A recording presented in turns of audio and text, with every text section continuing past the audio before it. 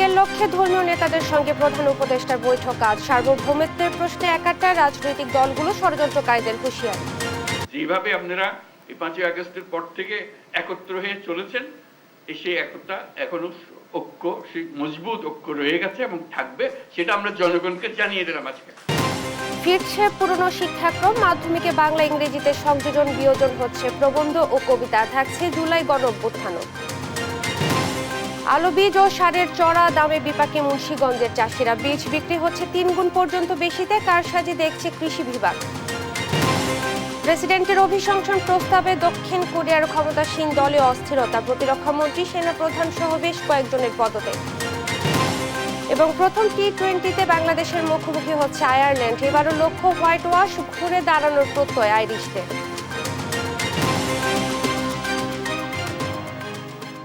দেখছিলেন সংবাদ শিরোনাম, সঙ্গে আছি আমি ইশরাত জাহান মনি। এবারে বিস্তারিত। জাতীয় ঐক্যের লক্ষ্যে আজ সব ধর্মীয় দল ও ধর্মীয় ব্যক্তিত্বদের সঙ্গে বৈঠকে বসছেন প্রধান উপদেষ্টা ডক্টর মোহাম্মদ ইউনূস। বিকেলে রাজধানীর ফরেন সার্ভিস একাডেমিতে এ বৈঠক অনুষ্ঠিত হবে। এদিকে বুধবার বিকেলে প্রধান উপদেষ্টার সঙ্গে বৈঠক করেছেন প্রধান রাজনৈতিক দলের নেতারা।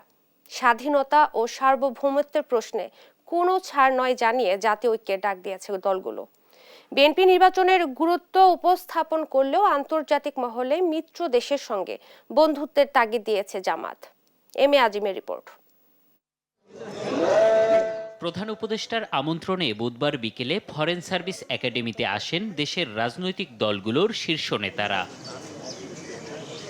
প্রায় 2.5 ঘন্টার বৈঠক শেষে অন্তর্বর্তী সরকারের পক্ষ থেকে আসিফ নজরুল জানান, স্বাধীনতা সার্বভৌমত্বে কোনো ছাড় নয়। রাজনৈতিক দলগুলোর প্রস্তাবে গঠন হতে পারে জাতীয় কাউন্সিল। এটা প্রস্তাব আকারে এসছে যে আমরা যে গোটা জাতি এই যে ভারতের অপপ্রচারণার বিরুদ্ধে ঐক্যবদ্ধ রয়েছি, এই জন্য আমরা সবাই মিলে একটা সমাবেশ করতে পারি কিনা, সবাই মিলে একটা পলিটিক্যাল কাউন্সিল করতে পারি কিনা, এমনকি নিরাপত্তা কাউন্সিল করতে পারি কিনা, এই ধরনের প্রস্তাব আনা হয়েছে।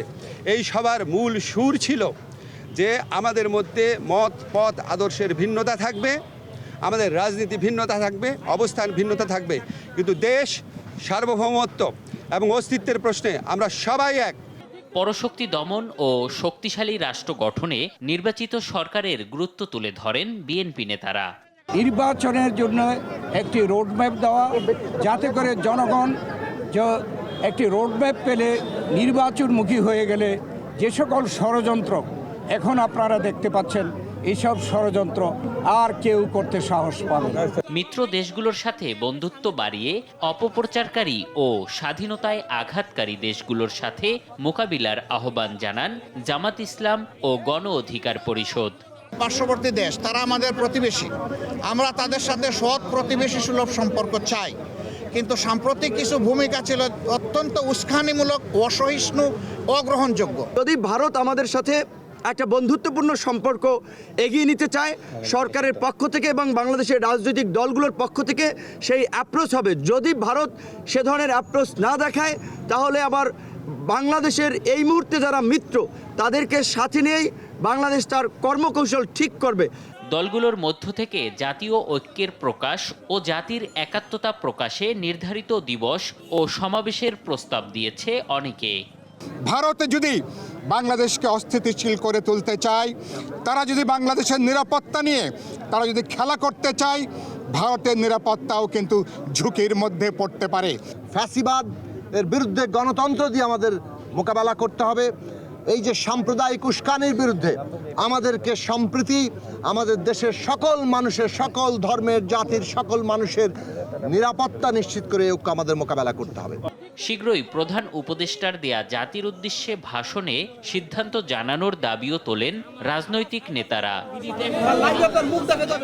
এম এ আজিম, দেশ টিভি, ঢাকা। জুলাই বিপ্লবের পর ঐক্য মজবুত আছে বলে মন্তব্য করেছেন অন্তর্বর্তী সরকারের প্রধান উপদেষ্টা ডক্টর মোহাম্মদ ইউনূস। বলেন, মজবুত ঐক্যটি জনগণকে জানিয়ে দিলাম। ষড়যন্ত্রকারীদের হুঁশিয়ারি দিয়ে তিনি বলেন, তারা মনে করছে আমরা ঠান্ডা হয়ে গেছি। ঠান্ডা আমরা হই নাই, রক্তের দাগ এখনো শুকায় নাই। রাজনৈতিক দলগুলোর সঙ্গে সংলাপে তিনি আরো বলেন, যত অপপ্রচার হোক, আমরা শক্তিমান জাতি, আমরা লড়াই করব। আহ্বান জানিয়েছি এই জন্য অগাস্টের 5 তারিখে যে উত্তেজনা এবং যেই শক্তি নিয়ে আমাদের ছাত্র জনতা বুক পেতে দিয়েছিল, জীবন দিয়েছিল, সেই ঐক্যের কোথাও কোনো চির ধরে নাই, কোনো ফাটল ধরে নাই। সে কথাটা দুনিয়ার সামনে প্রকাশ করার জন্য এটা করেছে। আমরা কোনো দুর্বলতার থেকে এখানে আসি নাই।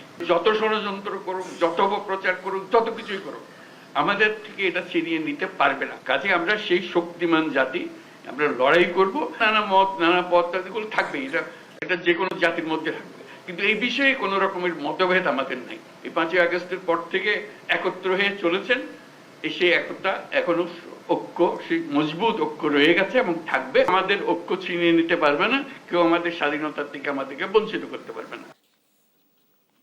ভারত বাংলাদেশের বিরুদ্ধে নগ্ন মিথ্যাচার করে বাকযুদ্ধ ঘোষণা করছে। ঐক্যবদ্ধ থেকে অপপ্রচারের জবাব দিতে পারলে ভারতের মুখে চুনকালি পড়বে বলে মন্তব্য করেছেন স্বরাষ্ট্র উপদেষ্টা লেফটেন্যান্ট কর্নেল জাহাঙ্গীর আলম। বৃহস্পতিবার পূর্বাঞ্চলে ফায়ার সার্ভিস ও সিভিল ডিফেন্স মাল্টিপারপাস ট্রেনিং গ্রাউন্ডে বিশ্ব ভলেন্টিয়ার দিবস উপলক্ষে আয়োজিত অনুষ্ঠান উদ্বোধন শেষে কথা বলেন তিনি।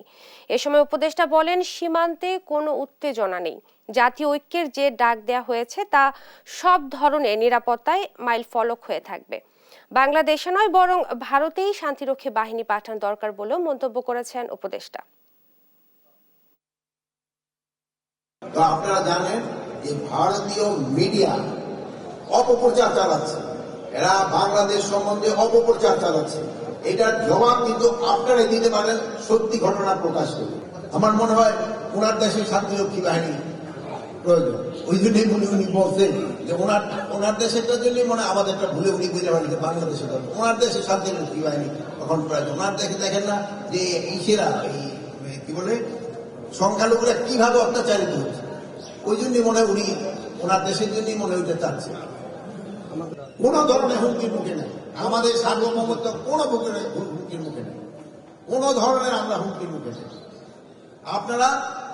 আমরা সব একসাথে হই এটা এই যে ওদের যে মিডিয়ার প্রচারণা আমরা প্রতিবাদ করব।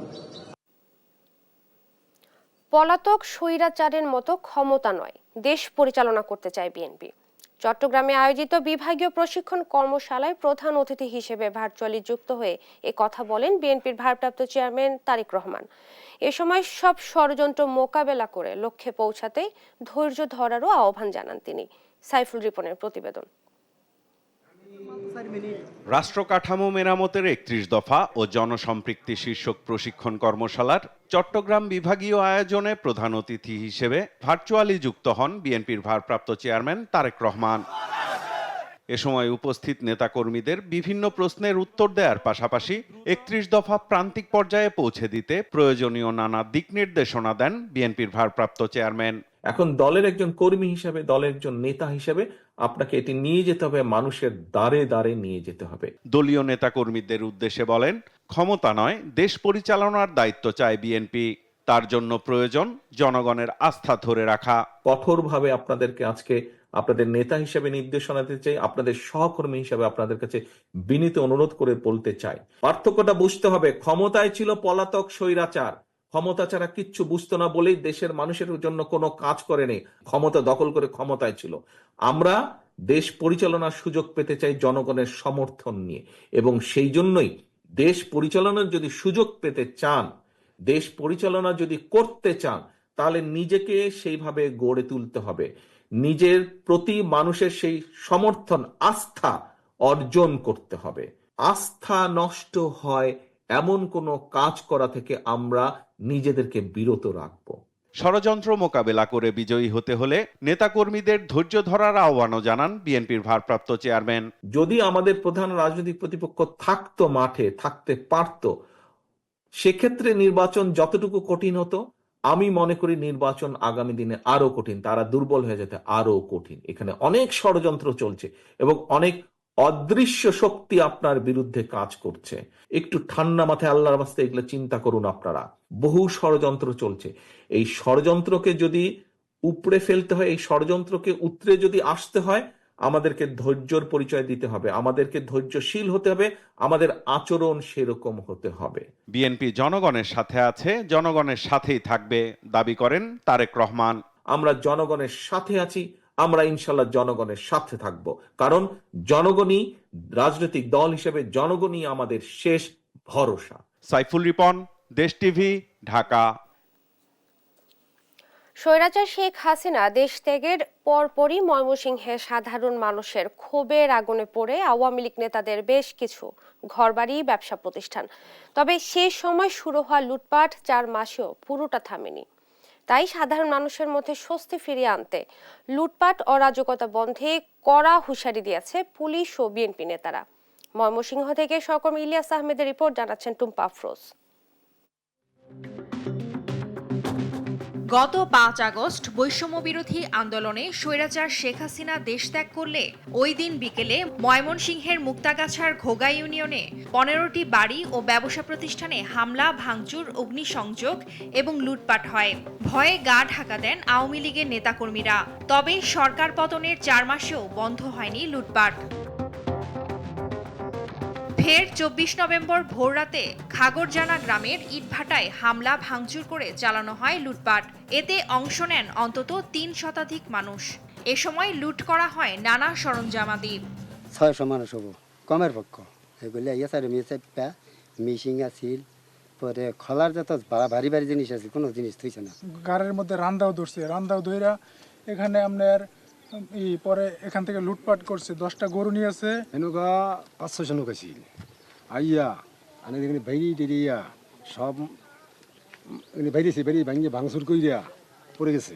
বাড়ি ঘরে হামলা, ভাঙচুর ও অগ্নিসংযোগের পর ফের লুটপাট হওয়ায় পথে বসার উপক্রম হয়েছে পরিবারগুলোর। টিকে থাকতে সরকারের সহযোগিতা চান তারা। 15 লাখ টাকা চাঁদা চাইছে, তারপরে মারধর করছে ম্যানেজারে। মারধর কইরা কাগজপাতি, ফাইল টাইল যা আছিল অফিসের ভিতরে সব নিয়ে গেছে। 5 থেকে পরে তো আমাদের বাড়িতে অনেক হামলা হচ্ছে। এর আগে ওই যে শনিবারে বাইরে হয়ে গেছে বাসা, আবার যে কালকে আমনেরি করছে। বিএনপির নাম ব্যবহার করে কেউ যদি লুটপাটের সঙ্গে জড়িত থাকে তাহলে কাউকে ছাড় দেওয়া হবে না বলে জানান বিএনপির যুগ্ম মহাসচিব সৈয়দ ইমরান সালেহ প্রিন্স। এই গুটি কয়েক বিপদগামী দুষ্কৃতিকারীর জন্য পুরো দল প্রশ্নবিদ্ধ হতে পারে না। এই জন্য আমরা এ ব্যাপারে কঠোর অবস্থান নিয়েছি। দখলদারিত্বের কোনো রাজনৈতিক পরিচয় নেই জানিয়ে তাদের বিরুদ্ধে কঠোর ব্যবস্থা নেওয়ার কথা জানান রেঞ্জ ডিআইজি। দখলদারিত্ব তাদের কোনো রাজনৈতিক চরিত্র বা রাজনৈতিক পরিচয় নাই। আমরা সেই পরিচয়ে তাদেরকে পরিচয় দিতে চাই না। যদি এরকম দখলদারিত্বের বিষয়ে আমাদের কাছে যে সমস্ত তথ্য আসছে, আমরা যথারীতি মামলা নিচ্ছি, সেটা যে দলেরই হোক না কেন। এসব ঘটনায় মুক্তাগাছা উপজেলা বিএনপির সিনিয়র যুগ্ম আহ্বায়ক কামরুজ্জামান লেবুকে হুকুমের আসামি করে 48 জনের নাম সহ অজ্ঞাত 40 জনের নামে অভিযোগ দিলে সত্যতা পায় পুলিশ। নিউজ ডেস্ক, দেশ টিভি। ছাত্র জনতার অভ্যুত্থানে স্বৈরাচার আওয়ামী লীগ সরকারের পতনের পর নতুন শিক্ষাক্রম বাতিল করেছে অন্তর্বর্তী সরকার। একই সঙ্গে নবম দশম শ্রেণীতে 2012 সালের শিক্ষাক্রমে ফিরে যাচ্ছে। ষষ্ঠ থেকে দশম শ্রেণীর বাংলা ও ইংরেজি পাঠ্য বইয়েও বিভিন্ন প্রবন্ধ ও কবিতা সংযোজন বিয়োজন হচ্ছে। নতুন করে স্থান পাচ্ছে জুলাই গণঅভ্যুত্থানের বিষয়বস্তু। কেমন হচ্ছে ষষ্ঠ থেকে দশম শ্রেণীর পাঠ্য বই ও কারিকুলাম? জেডাই মামুনের ক্যামেরায় বিস্তারিত এনআই নাহিদের রিপোর্টে। আজ থাকছে দ্বিতীয় পর্ব। নতুন শ্রেণীতে উত্তীর্ণ হতে স্কুলগুলোতে শিক্ষার্থীরা ব্যস্ত বার্ষিক পরীক্ষা দিতে। ষষ্ঠ থেকে দশম শ্রেণীর কিছু কিছু বিষয়ে করা হচ্ছে সংযোজন বিয়োজন। এদিকে তাদের জন্য 2012 সালে প্রণয়ন করা পুরনো শিক্ষাক্রমের আলোকে পাঠ্য বই পরিমার্জন করে ছাপানো হচ্ছে। এখন আসা যাক কি পরিবর্তন আসছে পাঠ্য বইয়ে। নবম দশম শ্রেণীর বাংলা সাহিত্য বইতে বাদ যাচ্ছে 7টি গদ্য। রবীন্দ্রনাথ ঠাকুরের দেনা পাওনা, জহির রায়হানের বাঁধ, মোতাহের হোসেন চৌধুরীর লাইব্রেরি, কবির চৌধুরীর পয়লা বৈশাখ, সেলিনা হোসেনের রক্তে ভেজা 21, হুমায়ুন আহমেদের নিয়তি, ডক্টর মোহাম্মদ জাফর ইকবালের তথ্য প্রযুক্তি। নবম দশম শ্রেণীর বাংলা সাহিত্য বইতে যুক্ত গদ্যগুলো হচ্ছে জহির রায়হানের 21-এর গল্প, জুলাই বিপ্লবের উপর লেখা আমাদের নতুন গৌরবগাথা। নবম দশম শ্রেণীর বাংলা সাহিত্য বইতে বাদ যাওয়া 4টি কবিতা, কাজী নজরুল ইসলামের আজ সৃষ্টি সুখের উল্লাসে, সৈয়দ শামসুল হকের আমার পরিচয়, নির্মলেন্দু গুণের স্বাধীনতা, এ শব্দটি কিভাবে আমাদের হলো, কামাল চৌধুরীর সাহসী জননী বাংলা। নবম দশম শ্রেণীর বাংলা সহপাঠ থেকে বাদ যাচ্ছে সেলিনা হোসেনের কাকতারুয়া উপন্যাসটি। আর নবম দশম শ্রেণীর বাংলা সহপাঠে যুক্ত হচ্ছে হুমায়ুন আহমেদের 1971 উপন্যাসটি। নবম দশম শ্রেণীর ইংরেজি বই থেকে বাদ যাচ্ছে ইউনিট 1 হিসেবে থাকা ফাদার অব দ্য নেশন। নবম দশম শ্রেণীর ইংরেজি বইতে নতুন যুক্ত হচ্ছে sense of self, loneliness, July বিপ্লবের উপর লেখা গ্রাফিতি অধ্যায়। শুধু নবম দশম শ্রেণী নয়, ষষ্ঠ থেকে অষ্টম শ্রেণীর বাংলা ও ইংরেজি পাঠ্য বইও বিভিন্ন প্রবন্ধ ও কবিতা সংযোজন বিয়োজন হচ্ছে। নতুন করে স্থান পাচ্ছে জুলাই গণঅভ্যুত্থানের বিষয়বস্তু। নবম দশম শ্রেণীতে পুরনো কারিকুলামে ফিরে যাওয়ায় সন্তোষ প্রকাশ করে এ অধ্যক্ষ জানান, পুরনো কারিকুলামে পাঠদানে প্রস্তুত শিক্ষকরা। একটা বই যখন যথাসময় স্টুডেন্টদের হাতে যাবে, স্টুডেন্ট যখন এদের শিখতে পারবে। আরেকটা আপনি যেটা বলছেন যে আমরা সবসময় চিন্তা করি ইতিহাসকে সামনে রেখে এগিয়ে যাওয়া, স্টুডেন্ট যখন তার নির্দিষ্ট সময় বইটা হাতে পায় সে কিন্তু এগিয়ে যেতে পারে। সময় পার হয়ে গেলে তার মধ্যে একটা হতাশা তৈরি হয়। এনসিটিবির চেয়ারম্যান অধ্যাপক ডক্টর AKM রিয়াজুল হাসান জানান, ইতিহাসে যার যে ভূমিকা সেটাই নির্মোহ ও বস্তুনিষ্ঠভাবে তুলে ধরার চেষ্টা করা হয়েছে পাঠ্য বইয়ে। ষষ্ঠ থেকে দশম শ্রেণী পর্যন্ত ইতিহাস বিষয়ক পাঠ্যপুস্তকে 1971 সালের মুক্তিযুদ্ধের সময় পর্যন্ত বিষয়বস্তু স্থান পেয়েছে। থাকছে জুলাই গণঅভ্যুত্থানের বিষয়বস্তু। ইতিহাস ভিত্তিক যে ঘটনাগুলি, বিশেষ করে মুক্তিযুদ্ধের যারা অবদান রেখেছেন, কিংবা আমাদের ইতিহাসে যারা শেরেবাংলা একে ফজলুল হক, মৌলানা ভাসানী, জিয়াউর রহমান, তারপরে আমাদের তাজউদ্দিন আহমেদ, তাদের ভূমিকাটা ওইভাবে আগের বইগুলোতে ছিল না। পাঠ্য বই বিতরণের 25 দিন বাকি থাকলেও এখনও নবম শ্রেণীর দরপত্র আহ্বান করা হয়নি। ফলে বছরের শুরুতে সব শিক্ষার্থীর হাতে নতুন বই তুলে দেয়া নিয়ে অনিশ্চয়তা থাকছেই, জানায় এনসিটিবি। NI নাহিদ, দেশ টিভি, ঢাকা। মৌলভীবাজারের শমশের নগরে বিমান বাহিনীর রিক্রুটিং সেন্টার ও ট্রেনিং স্কুলে প্রশিক্ষণ সমাপনী কুচকাওয়াজ আজ। সেখানে আছেন সহকর্মী শাহাদাত নিশাত। চলে যাচ্ছে নিশাদের কাছে। নিশাত, কখন শুরু হবে কুচকাওয়াজ, জানাবেন বিস্তারিত। যথাক্রমে যেমনটাই আপনি বলছেন, আমরা আছি মৌলভীবাজারের মূলত এখানে যে বিমান বাহিনীতে যুক্ত হওয়া যারা আছেন 52তম রিক্রুট অনুষ্ঠিত হতে যাচ্ছে এবং তার যে পুরো মুহূর্ত, সেই পুরো মুহূর্তেরই প্রস্তুতি চলছে। এখানে কিছুক্ষণ পরে বিমান বাহিনীর প্রধান তিনি এখানে আসবেন। মূলত শমশের নগরে যে অবস্থিত রিক্রুট যে ট্রেনিং স্কুল, সেখানেই এই অনুষ্ঠানটা অনুষ্ঠিত হচ্ছে। এবং সেক্ষেত্রে যদি আমরা একটু জানিয়ে রাখি, এখানে যে কয়জন আসলে অংশ পরীক্ষা দিয়েছিল বা সেখান থেকে কিন্তু সবশেষ আজকে বিমান বাহিনীতে 399 জন যুক্ত হতে যাচ্ছে, যেখানে 378 জন পুরুষ এবং 21 জন হচ্ছে এখানে মহিলা থাকবে। এবং একই সাথে যদি জানিয়ে রাখি, এখানে কয়েকটি ক্যাটাগরিতে এখানে কিন্তু তাদেরকে পুরস্কৃত করা হবে। এবং সেক্ষেত্রে আমরা যতটুকু জেনেছি যে শ্রেষ্ঠ রিক্রুট বিবেচিত হয় একজনকে, এবং একই সাথে শিক্ষা ও জেনারেল সার্ভিস ট্রেনিং এর ক্ষেত্রে একজন করে 2 জন, মোট 3 জনকে বিমান বাহিনীর প্রধান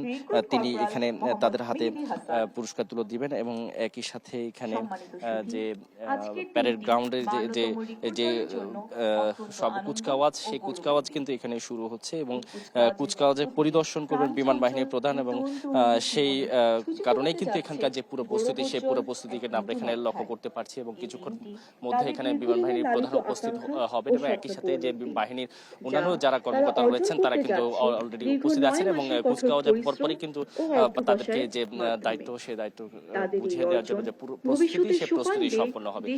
তো এই ছিল মৌলভীবাজার থেকে রিক্রুট এর যে প্রশিক্ষণের সমাপনী অনুষ্ঠান, সেই অনুষ্ঠানস্থল থেকে আমার কাছে থাকা সবশেষ খবর।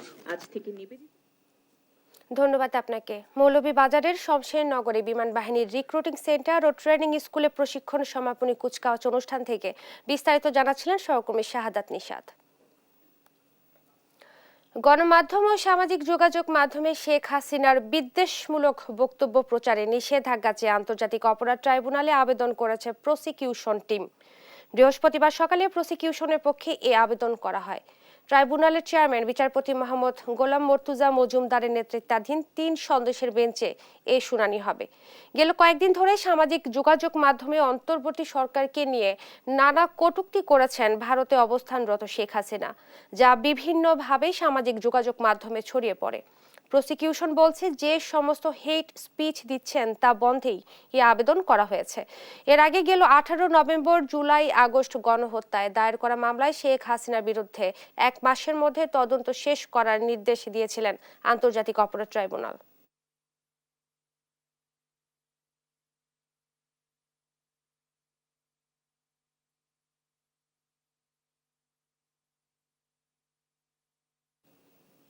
এ বিষয়ে আরো জানাতে সরাসরি যুক্ত হচ্ছেন সহকর্মী সাবরিনা মজুমদার। সাবরিনা, আবেদনে কোন বিষয়ে গুরুত্ব দিয়েছে প্রসিকিউশন, জানাবেন বিস্তারিত। ইসরাত, আপনি যেমনটি জানেন যে জুলাই আগস্ট গণহত্যার কিন্তু প্রধান আসামি করা হয়েছিল সাবেক প্রধানমন্ত্রী শেখ হাসিনা, এবং প্রতিটি এখন পর্যন্ত কিন্তু 100-150 উপর আসলে মামলা করা হয়েছে, আন্তর্জাতিক অপরাধ ট্রাইব্যুনালে অভিযোগ দায়ের হয়েছে, এবং সেটির প্রধান অভিযুক্ত হচ্ছে প্রধানমন্ত্রী শেখ হাসিনা। এবং এরপরে কিন্তু তবে আমি যেটি জানাতে চাই যে তার কিন্তু এই যে অভিযোগগুলো যে দায়ের হয়েছে তার বিরুদ্ধে, সেগুলোর কিন্তু তদন্ত এখন পর্যন্ত চলমান রয়েছে। কিন্তু আজকে আমাদেরকে প্রসিকিউশন যেটি জানিয়েছে যে সামাজিক যোগাযোগ মাধ্যমে আসলে শেখ হাসিনার বিভিন্ন দেশে অর্থাৎ ডেনমার্ক এবং নিউ ইয়র্কে যে আওয়ামী লীগ কর্মীদের যে তাদের উদ্দেশ্যে হচ্ছে শেখ হাসিনা, সাবেক প্রধানমন্ত্রী শেখ হাসিনা, তিনি হচ্ছে জুমে অ্যাটেন্ড করে তাদের বাংলাদেশের বিরুদ্ধে অনেক কথা বলেছে, জুলাই আগস্ট গণহত্যা নিয়ে অনেক কথা বলেছে, এবং সেটি হচ্ছে সামাজিক মাধ্যমে ছড়িয়ে পড়ে, এবং সেটিরই নিষেধাজ্ঞা চেয়ে আজকে ট্রাইব্যুনালে হচ্ছে প্রসিকিউশন হচ্ছে আবেদন করেছে যাতে করে তার কোনো হচ্ছে বক্তব্য যাতে হচ্ছে সামাজিক যোগাযোগ মাধ্যমে হচ্ছে কোনো ধরনের না ছড়ায়, তাতে হচ্ছে তদন্ত কাজে হচ্ছে বাধাগ্রস্ত হবে। এবং এই বিষয়ে হচ্ছে আজকে শুনানিও হবে 12টার দিকে। আন্তর্জাতিক অপরাধ ট্রাইব্যুনাল হচ্ছে আমাদেরকে, প্রসিকিউটর হচ্ছে গাজী এম এস তামিম হচ্ছে আমাদেরকে ব্রিফ করবে, এবং শুনানির মধ্যে আসলে এটিরও শঙ্কা রয়েছে যে তদন্ত যেহেতু 17 ডিসেম্বরের মধ্যে আসলে শেষ করার কথা বলা হয়েছে শেখ হাসিনার বিরুদ্ধে, অর্থাৎ 18 ডিসেম্বর কিন্তু শেখ হাসিনাকে হাজির করার নির্দেশ দেওয়া হয়েছিল আন্তর্জাতিক অপরাধ ট্রাইব্যুনাল, অর্থাৎ আজকে শুনানিতে হয়তো বা তদন্তে নতুন কিছু আমরা জানতে পারবো। তো এই ছিল এখন পর্যন্ত সর্বশেষ খবর আন্তর্জাতিক অপরাধ ট্রাইব্যুনাল থেকে। ইশরাত। সাবরিনা, আপনাকে ধন্যবাদ, এবং আপনি আমাদেরকে বিস্তারিত জানাচ্ছিলেন যে প্রসিকিউশন কোন কোন বিষয়ে গুরুত্ব দিয়েছিলেন। দক্ষিণ কোরিয়ার সংসদে প্রেসিডেন্টকে অভিশংসনের বিল উত্থাপনের পরও উত্তাল দেশটির পরিস্থিতি। এরই মধ্যে পদত্যাগ করেছেন প্রতিরক্ষা মন্ত্রী কোমি ইয়ং হিউন সহ আরও অনেক শীর্ষ ব্যক্তি। নতুন প্রতিরক্ষা মন্ত্রী হিসেবে মনোনীত হয়েছেন সৌদি আরবে নিযুক্ত দেশটির অ্যাম্বাসেডর চই বিওনক হিওক। নাসরিন আক্তারের রিপোর্ট। দক্ষিণ কোরিয়ার প্রেসিডেন্ট ইউন সুক ইউলের অভিশংসন ঘিরে এখনো উত্তাল দেশটির পরিস্থিতি। বৃহস্পতিবার আনুষ্ঠানিকভাবে সংসদে তোলা হয় অভিশংসন প্রস্তাব। এ প্রস্তাবের উপর 72 ঘন্টার মধ্যে ভোটাভুটি হওয়ার বাধ্যবাধকতা রয়েছে। সে অনুযায়ী শুক্র অথবা শনিবার ভোটাভুটি হতে পারে। দেশটির সংবিধান অনুযায়ী প্রেসিডেন্টকে অভিশংসনের জন্য 2/3 ভোটের প্রয়োজন হবে। দক্ষিণ কোরিয়ায় 300 সদস্য বিশিষ্ট জাতীয় সংসদে ইউনের দলের নিয়ন্ত্রণে আছে 108টি আসন। পার্লামেন্টে অভিশংসন প্রস্তাব পাশের পর সেটি সাংবিধানিক আদালতে যাবে। সেখানে 9 বিচারপতির 6 জন অভিশংসনের পক্ষে সমর্থন দিলে তা কার্যকর হবে। এরই মধ্যে সরকার দল পিপল পাওয়ার পার্টি একজোট হয়ে এ অনাস্থা মোকাবেলার ঘোষণা দিয়েছেন। প্রেসিডেন্টকে ক্ষমতায় রাখতে ঐক্যবদ্ধ থাকার কথা জানিয়েছেন দলটি।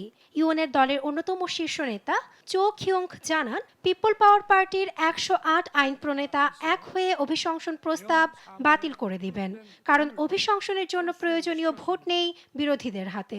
তাদের আরও অন্তত 8টি সরকার দলীয় ভোট প্রয়োজন হবে প্রেসিডেন্টকে সরাতে। এমন পরিস্থিতিতে অভিশংসন সম্ভব কিনা তা নিয়ে দেখা দিয়েছে সংশয়। যদিও এর আগেই বিভক্ত হয়ে পড়েছেন সরকার দলীয় আইন প্রণেতারা। সামরিক আইন জারি করায় নিজ দলের ভেতরই জনপ্রিয়তা হারিয়েছেন দক্ষিণ কোরিয়ার প্রেসিডেন্ট। এ হঠকারী সিদ্ধান্তের কারণে এরই মধ্যে পদত্যাগ করেছেন অনেক শীর্ষস্থানীয় নেতা, যাদের মধ্যে আছেন সেনাপ্রধান চাং জিন সুক, জাতীয় নিরাপত্তা উপদেষ্টা শিন ওন সিক। তালিকায় নতুন যুক্ত হয়েছেন প্রতিরক্ষা মন্ত্রী কিম ইয়ং হিউনের নামও। এ পদে নতুন মনোনয়ন পেয়েছেন সৌদি আরবে নিযুক্ত দেশটির অ্যাম্বাসেডর চো বিওং হিউক। এশিয়ার গণতান্ত্রিক দেশ হিসেবে পরিচিত দক্ষিণ কোরিয়ায় গেল 50 বছরের মধ্যে প্রথম সামরিক আইন জারি করা হলে বিক্ষোভে ফেটে পড়ে বিরোধী দল, সঙ্গে যোগ দেয় জনতাও। এতে সামরিক আইন জারির সিদ্ধান্ত থেকে পিছু হটতে বাধ্য হন প্রেসিডেন্ট ইউন। এরপর থেকেই তাকে অভিশংসনের দাবি উঠেছে বিভিন্ন মহলে। নাসরিন আক্তার, নিউজ ডেস্ক, দেশ টিভি।